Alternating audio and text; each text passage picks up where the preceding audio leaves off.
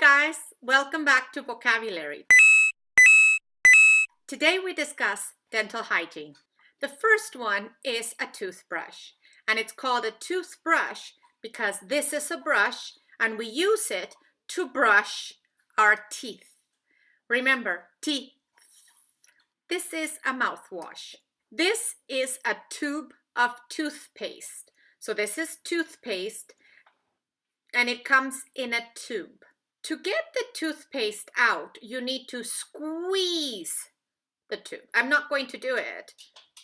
Okay, I'm gonna do it. Okay, that's it. This is both a toothpick and you pick your teeth with the toothpick.